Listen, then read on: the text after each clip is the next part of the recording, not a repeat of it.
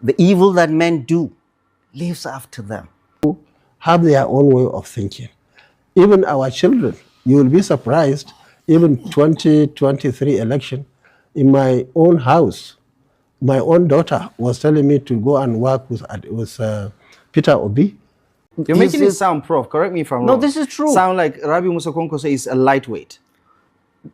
He's not a lightweight. I think he would be diminished by his association. Zoning is a ceasefire in democracy. Peter Obi's tenure when he was the governor of Anambra State, what he did to Northerners in 2022, we all know that he deported. Hello guys, welcome back to Chaka. Good news, guys. There is a political revolution going on in the northern part of Nigeria. The northern youth are no longer following that politics of, oh no, you are not from the north. Oh no, you are not a Muslim. Oh no, your vice president is not a Muslim. You don't have a Muslim ticket. Oh no, you are from the southeast. Because of this, we will not vote for you. That era is fading away so fast.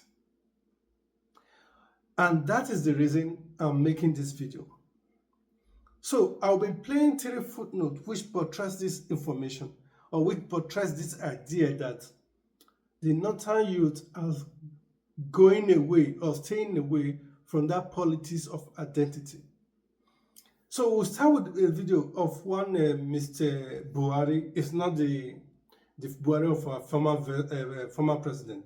His name just happened to be Buhari also, who came out in this Trust TV to say that Kwankwaso agreeing to being a vice president to Peter Obi is a disadvantage to the north, and that even zoning is a disadvantage to the north. I would like to not be the one talking too much. I want us to listen to him. But before we do that, guys, please, if you are new to my channel, as I always ask, please subscribe to my channel, hit that subscribe button, click on the bell icon so that when I drop a new video, you will be the first to be notified. Thank you. So let's watch this video now. Kwankwaso will have the constitution and then definition of his function to grapple with. You are a deputy. And there was an American president that said, don't pray to be a deputy president of America because you are going to function. I mean, as a vice president or deputy governor, you don't have any legal latitude to confront your principal. Now, Barrister, according to some people, I would say some analysts, when it comes to Obi and Kwankwaso, as you made mention, some are saying he's like a placeholder for the North. So some are saying that there's an agreement when Obi is done with the 4 years, Kwankwaso can come in and, you see that political or that arithmetic purity is not established in politics. You don't do it. Anything can happen. There are a lot of interventions. You don't think Kwankwaso would be the natural successor of Peter Obi if they win today? No, we have not seen one up to today in Nigerian political history. Doesn't it go without saying? Even Alice Ekweme, it was disputed whether Shehu Shagari could have made him his vice president, his president. And that's the problem. So the biggest victim in all this political calculus is the North. Because by going for rotation and zoning, you deprive yourself of the negotiating leverage and authority. You have a population that doesn't function politically. You wait, and then somebody decides. So essentially you're saying that for the North, if you have to do a group thing, the best bet is APC, because Tinubu, if he serves out the next 4 years, there's no negotiation again, because it goes to the North. It reverts back to the North in 2030. And I think cheaper is the cheapest. I am not here campaigning for any APC, right, but I'm looking at the pragmatic the platform, the way it is going to work. And these gentlemen, do they stand a serious political ground to fight the establishment as it is today? That's the problem. And I am not here saying that North should cruise on this idea of whether Tinubu is going to hand over to the Northerners or not. No, I want them to think along this line, that this idea, the whole of this idea of zoning and rotation is against you, with a very docile population as it is today. And you cannot even decide, you cannot even negotiate. And you are going for this arithmetic governance, arithmetic politics instead of arithmetic governance. You see, I think they don't need to really work hard and to be sure that there is, Southerner can go in, can be the president, but remove the idea of this zoning. I can vote for a Southerner. A Southerner can rule this country for 10 years. He can rule it for how many years? But remove this idea of zoning and rotation. It is basically against. So what Mr. Buhari is saying is that because the North has the population, and because it is not written in our constitution, the North, whenever the North agree to zoning, it is against the Northern interest. That the North can simply say they want to be contested. If they rule for 20 years, he's happy with it. If the South rule for 20 years, he's happy with it. He's satisfied with it. So far, it is not zoning. And he made mention of one American president saying that being a deputy, being a vice president, is the worst thing you can do. And this is where I want us to really look into it. The America he is making reference to, the America has a system what they call electoral college. The America we use as a beacon of democracy does not have the majority win the vote or the majority win. The American system has what we call college, in the sense that every state has a electoral college weight, whereby a state like, for example, California, with over 39 million population, has a 50 electoral weight vote, while Wyoming, which is the least populated state in America with 500 or something thousand people, with a 3 electoral vote weight. Because they try to do this so that the majority will always not win. The majority will definitely need the minority to succeed. So if they were to do it that way, let's say the majority win, the Democrat will always be in power forever. And that is why they come up with this system that there has to be an electoral college, whereby you fight for every electoral college weight to win 280 of the 260 as the majority. America we are looking up to is having a system way of doing it so that the majority state will not have the say over the minority. Now, let's leave that video, let's leave that for now. I want us to listen to this Dr. Professor Yusuf, what he called himself, who came out to accuse Peter Obi of giving out a card or a ticket to Northerners during his time as the governor of Anambra State. That even Peter Obi deported a lot of Northerners back to North. I know most of you might have watched it, but I want us to listen because we're going to build our story from here. So that you also find some thoughts in this video that you are about to watch now. So let's watch it, then we'll come back to analyze it. The evil that men do lives after them. The good is often interred with their bones. I say this because we are going to interrogate and question. That is the Muslim North, the northern Nigeria, will interrogate Peter Obi's tenure when he was the governor of Anambra State. What he did to Northerners in 2022. We all know that. He deported them. He even made them have an ID card, their names, where they are from, what their occupation is. In this Nigeria that we live. There's been a lot of reporting about how that has been exaggerated to reflect him in a negative light. It is true. Did he not? It is the same Kwankwaso that have had to fly to Oka, go and sit with them. I say, be careful. I have more Igbos in Kano living in peace than there are Northerners throughout the Southeast. So you better be careful. The same. So he will come to the North now and explain to us. And that is why Kwankwaso is the vehicle to sell him to the North. But we have his record to interrogate what he did to Northerners when he was the governor of. Because if you ask him, I've seen a lot of his interviews. When he's asked, what is your manifesto? He says, I've done it in Anambra. I've done it in Anambra. I've done this. I've done this. So, Governor Peter Obi, yeah, we've seen what you've done in Anambra State when you are governor, vis-a-vis how you treated us, people, our people in the north. But he has also spoken admirably about the North's comparative advantage and how he said, listen, the secret to unlocking Nigeria's true economic potential lies in the North, especially in agriculture. How he talked about this could be the basis for an economic revival that could unlock jobs, that could fight poverty and address the security concern. If you have to just focus on looking forward, because yes, the past is the past and there are some checkered past that most of our politicians have to deal with. If you have to focus on his ideas for the North, for instance, does he get your vote? Unbelievable. I'm older than Peter Obi. I was born in 1960, he was born in 1961. I've seen the world more than he's seen. He's done his governance, he's a businessman. Every one of us, I know the North more than he does. He cannot come and tell me about the North. And this is the biggest problem. In the North, he does not understand what ails us.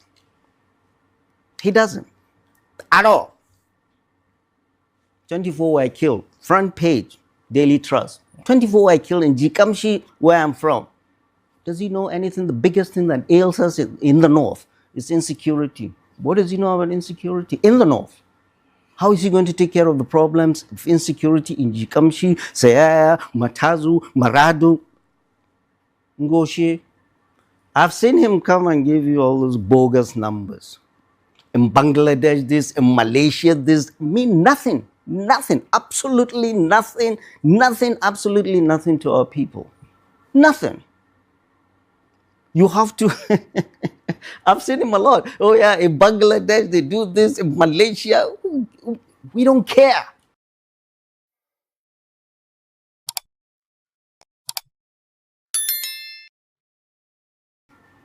There's no candidate. They are going through Isn't the it process. obvious that at this point, without Peter Obi or Rabi Musa Kwankwaso, that the only reasonable conclusion would be an Atiku flag bearer? Even with them, he was stronger than them, and that's why they're scared. They ran away.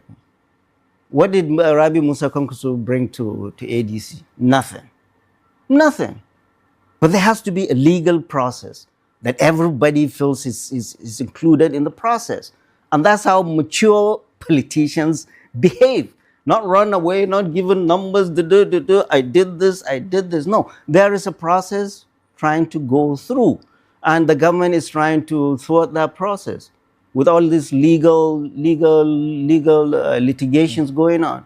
And the Attorney General of the Federation disgracefully went to court to delist the party. For goodness sake, what business do you have getting involved with that? I mean, the filings show that he was added to that case as a respondent. No, look, don't they have better things to do? Right. For goodness sake, don't they have better things to do? All their life is out there to stifle people, to stifle the opposition, to lock people up, to threaten our democracy. Don't they have better things to do? From the INEC to the Attorney General going to court to locking people up. This government, all it is trying to do is to rig this election, threaten our democracy, and stifle dissent in this country to a one-party state. And I've said this again and again. Abdullahi, I've been here 1,001 times talking about the INEC chairman, and he's not listening to anybody. The INEC chairman must go. The first instance you get from that video is that he said what Peter Obi did in 2022 by deporting Northerners from Anambra to the north. I don't know if that is a slip of tongue, but if it is, okay. But if it is not, it's just a propaganda against Peter Obi so that the Northerners will see Peter Obi as an enemy. 2022, Peter Obi was not the governor of Anambra State. Everybody knows that. So I will assume that is a slip of tongue. And that is the reason I will be playing the next video, which guy will be listening to, because they said that whoever come with equity must come with a clean hand. And for equity's sake, I will play a video of Peter Obi, for those of Northerners who were in Anambra State during Peter Obi, debunking this allegation from Professor Yusuf or Dr. Yusuf. Then we'll come back to talk to you how the Northern youth are taking this issue with Dr. Yusuf. So let's watch this video. We'll come back. Talking about Mr. Peter Obi, we are talking about Mr. Peter Obi. Yes, we are talking about a man who lives in his small state. Because I'm not telling you talking to anything. I'm talking to we become minor Igbo people. We don't call ourselves non-Indian because we didn't put us in that way. In that way, we are not Indonesian. We are also an Indian because I don't live in Nigeria. So this is our home. Like anywhere we are, this is our home. We don't have anywhere to go. This is where we keep our table, where we lay hands. That's eaten here. When we go see our elders work, we come back to our family. There are things is happening there, which I will never tell lie. God is with me. I will never tell lie. Whatever I say, hereafter I will go and say it again. If I say anything against him that he didn't done it, I know God will not blame me for whatever we did. One. They say Mr. Peter Obi demolish mosque. What I know is Mr. Peter Obi build mosque for us.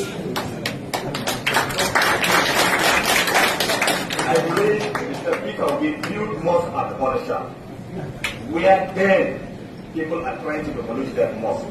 He uses his money to renovate it. Then they are accusing him of making the Northern ID card. That when we take ID card before we take another president, that's a total lie. If you are talking about that one, you go and ask about Imo or Adia dead. That is where the government of that particular area arrested some of people about 8 or 9, which they put them in prison direct. From that particular week, they say that no any northerner will move without ID card, without his number. That is not Anambra State. We live in Anambra State freely. We move freely. Nobody said anything about that. Today is the 4th time Mr. Peter Obi is here. This is the 4th time. 2 times. The first one, the year end of his government. He came here with Pastor Hussein. I can remember the last year he was at London at the America. The NDC called me. They said they are going to plan that breaking Pastor with us. I told him that now it's late because it is after 5. Before I call on it and the next week it will be late. And today is the last day we are expecting our Ramadan will finish. So if the Ramadan finish today, then we expect Salah visit. If we will do it tomorrow, then I will let you go to plan because it's not hard for us to meet. Luckily to us, the person, unfortunately to him, he never participates. I know he wasn't happy then, but we were happy that we finished our husband. I have to tell you that Mr. Peter Obi, we always pray. This is the man.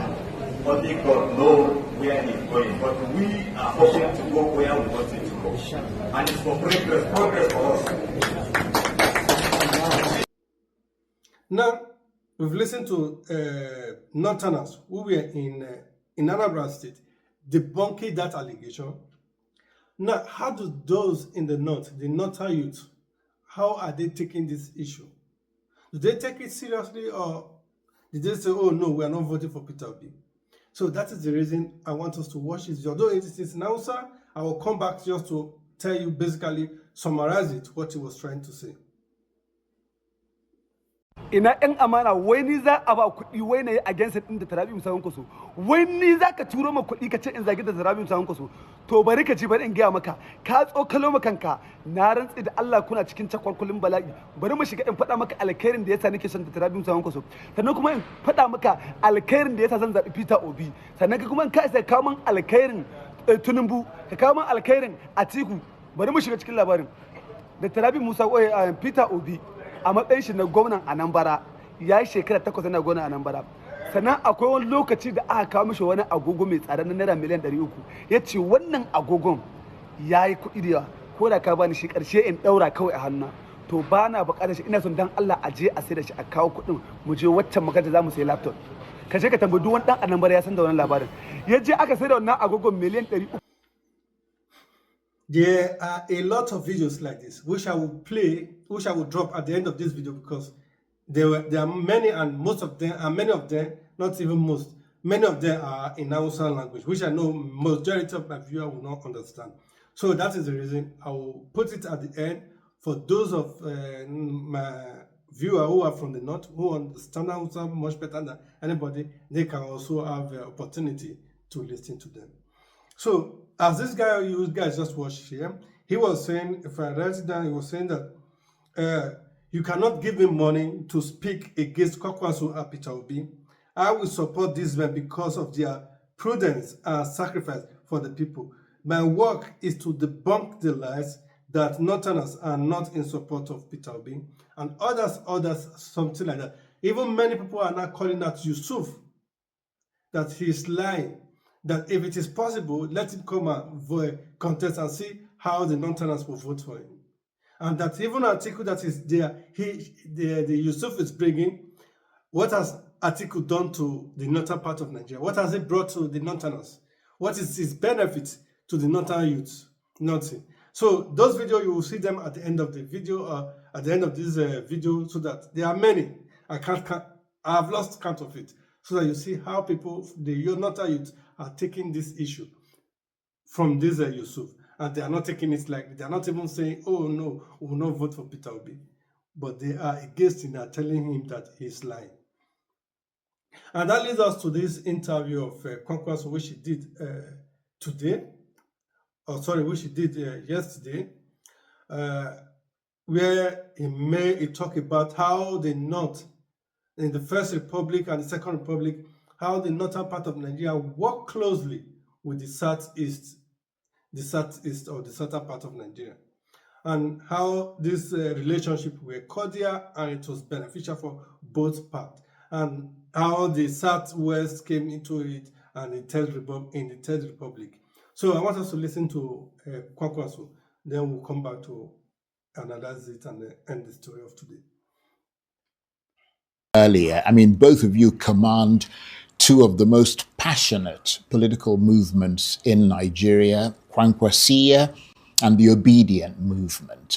But, I mean, passionate support bases also can clash. How difficult has it been managing those two and getting them to come together to achieve a common end? You see, even before we say a word, they are all working together. And of course, together, they created what they call OK. Initially, before we were told of the zoning by the party, some from Obedience will say OK, and some from Kwankwaso will say KO. But at the end of the day, they are working not only in this country, all over the world. So I don't think we have any problem with that. But I can assure you, our group is so disciplined. Our group is such that you can't hear any serious negative issue from their side. I believe Obedience are the same. Now, a few weeks ago, the former Vice President, Atiku Abubakar, was sitting where you're sitting now on the same program, being interviewed by me. He remains politically active within the ADC orbit, but he seemed to think that your command of votes in Kano, the Kano area, had been split. In other words, he was trying to suggest that you had a very limited scope in terms of the kind of votes that you can bring, and that even within your natural territory, which is Kano, that the vote is now split because you split with your protege, who is the current governor of the state. Well, what is your reaction to that? No, I have no issue with that, and I think we are past that level now. We are in NDC, And for now, I know they are in ADC. I wish them well. But you see, anybody who is talking about or asking a question, what do they plant here, is not patient. Let's wait for the election and see whether votes are splitted in Kano or not.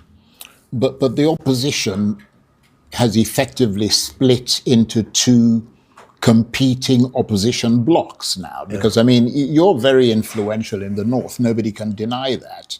And in many other parts of the country. I mean, but Atiku Abubakar is also very influential. He's in the ADC, you're in the NDC. The vote is split. Now, we may still work together before the election. You see, I personally, and I think even Obi himself, decided to leave ADC not because we are fighting with Atiku or anybody there. We decided to leave that party because we realized that there are some issues. As it stands now, they have three major issues, which we believe from our own side are very difficult to resolve and field candidates. Now, people have to be flexible. You have to work. This is our time. And whatever advantages and disadvantages that are on the ground, you have to look at them. So mainly, we decided to leave the party because of those issues. And whether they will be able to field candidates in that party or not is just a matter of time. It will come and pass. So it's not like we had the primary election. This is not the first time. If we had stayed to have primary election with our leader, Atiku Abubakar. I remember in 2015, we had primary in Lagos. Buhari was number 1, I was number 2, he was number 3, Rochas was number 4, and later Isaiah was number 5. There was an election again in 2019 in Port Harcourt. He won the election. I was his coordinator for the North. We worked for him. Politics is just like a game. I'm not fighting anybody. And I'm not expecting anybody to fight me. But the fact remains, as you rightly pointed out, so many things have changed in this country. You have leaders, many of them don't even realize what is happening in the social media.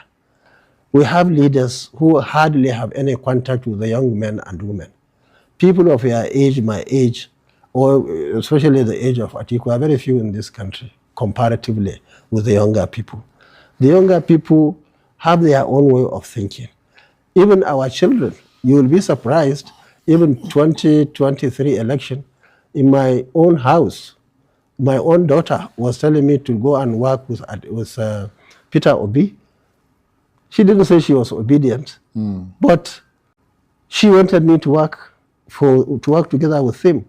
Now, and vice versa, you'll be surprised, even in your house or anybody's house in the south, there may be Kwankwaso people there you wouldn't know. Maybe your watchman is Kwankwaso. Maybe your houseboy that cooks for you is a Kwankwaso. Unless he knows you are interested, he will not tell you because he doesn't want to offend you. Indeed. So you see, there is a lot happening in this country. But people at that level we are talking about don't even understand. People are talking of religion, people are talking of ethnicity, people are talking, especially those of us at that level, at our ages. But the younger people are looking for the right leadership for this country. And I think they are absolutely right. Well, let's talk about those powerful politicians agreed publicly but competed privately. Can you categorically say that there is no hidden struggle for control? Not necessarily you and Peter Obi, but between your camp and his camp? Well, I can tell you from my experience as former Deputy Speaker of the House of Reps, I had an opportunity to work with my Speaker, and we worked very well. I was in Kano for 8 years, despite the difficulty of my then Deputy Governor. We were able to work for 8 years amicably to the extent that I handed over to him. And of course, in the Senate and other places in the NDC, we worked amicably with people. You see, the problem people are having, especially leaders, is that they are too greedy to the extent that they begin to have issues. But from what I have seen at federal level and state level where I had opportunity to work, there is so much to do. You don't have to fight, you advise. You give it, there is too much to be done. And in fact, that's why you have even ministers. You have other chief executives and so on, and so many advisors. So I don't see from my experiences of the past why deputies or vice will fight with the president or governor or so. So I am positive that we will have a very good working relationship. And I can tell you that you can see it even from the past. During the First Republic, we had people, the leadership, political leadership from the North, work together closely with the people from the Southeast during the NCNC and of course NPC days. So also in the Second Republic, immediately after the war, of course we were younger people at that time, but I as a students leader, I had an opportunity to be part of the national movement that at the end of the day culminated into MPN and our own portion of PRP. And you have seen what happened. Our leaders, Shagari and others, worked very closely with the Southeast as Alex Ikweme as his vice president. It went on and on. I think there was a change during the aborted Third Republic, where I was Deputy Speaker, House of Reps, where for many obvious reasons, there was an election. The election was annulled. And after all that, the government under the military that time, for that reason and many other reasons, decided to bring in Shonakan from the southwest, just maybe because of the cancellation of that. And even after that, maybe the military and other leaders worked together and brought in Chief Olusegun Obasanjo from the southwest again. And it went on and on. Even the Bola Tinubu now probably is a beneficiary of all that. So the point I want to make is that right from the beginning, this sort of alliance has been in existence.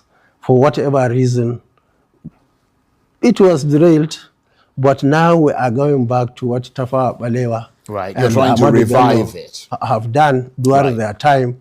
And in Second Republic, Shehu Shagari and co did with the leadership of the Southeast. So they are our friends. We want to work together with them. But for me, it wasn't just because, we are going to Southeast just because of Southeast. No.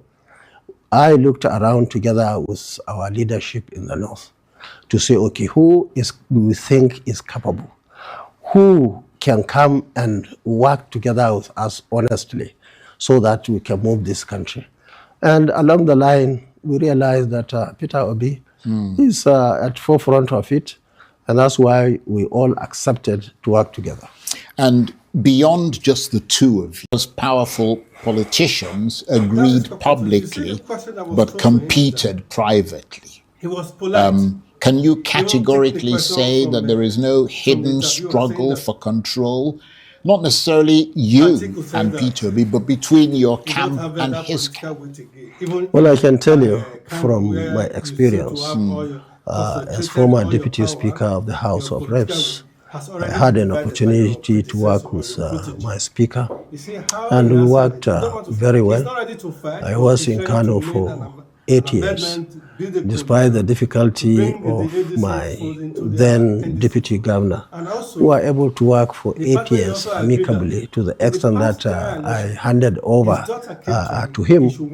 And of course, in the Senate and other places in the NDC, We worked amicably with people. You see, the problem people are having, especially leaders, is that they are too greedy to the extent that they begin to have issues.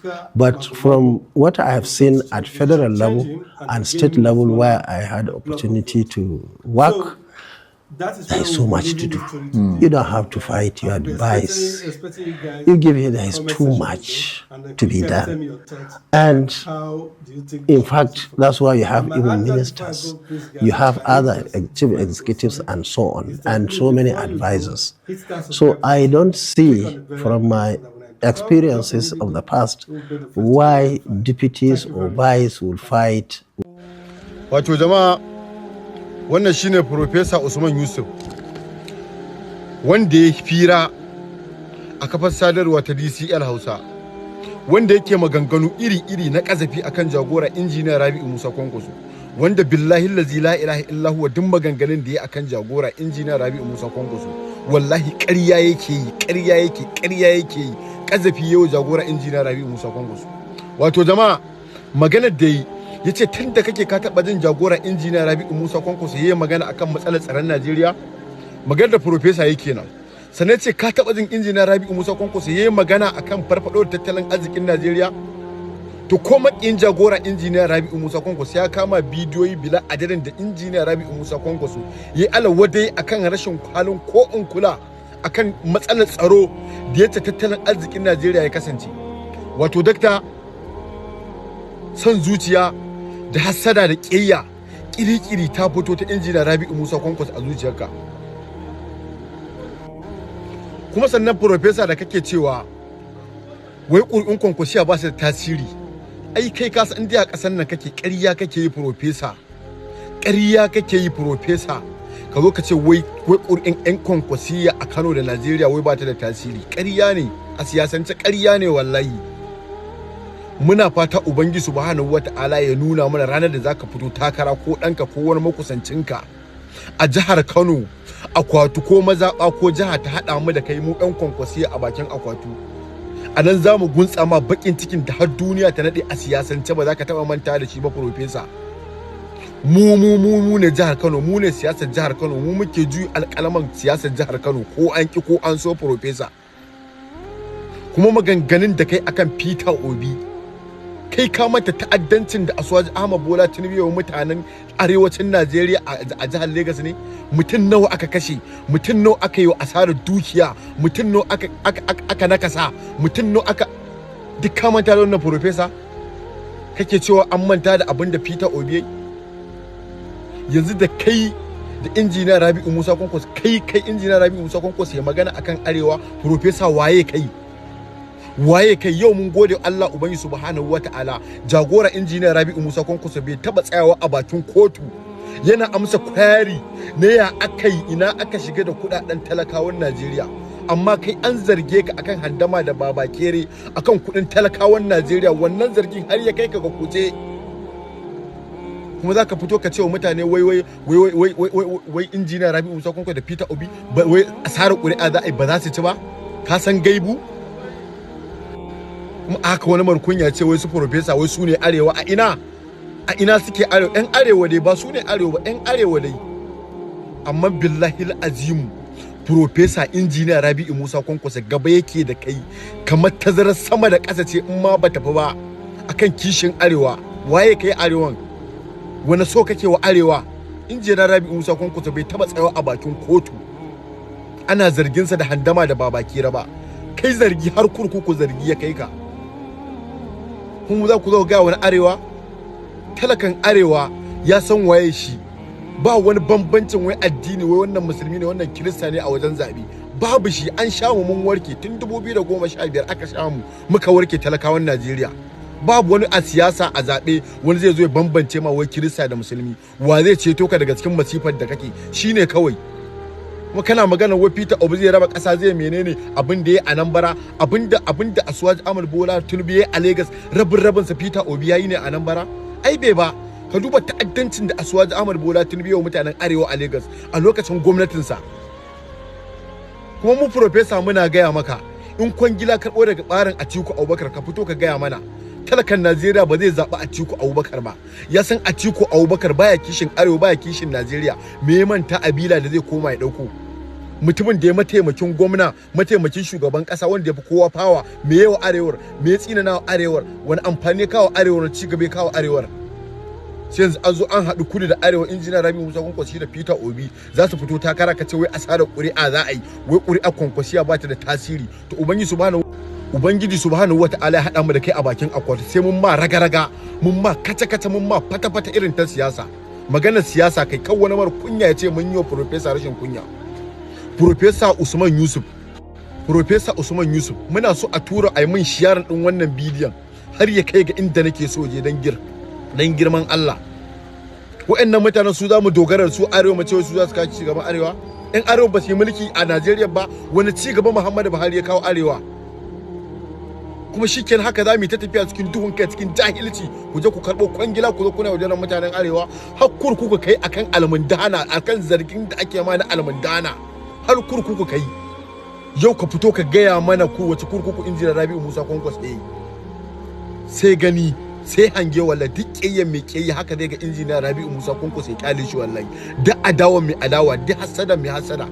Har kai Profesa Usman Yusuf za ka zo kalli jagora ka ce wai ƙuri'a ba tasiri, ba za ta ci zaɓe a 2027.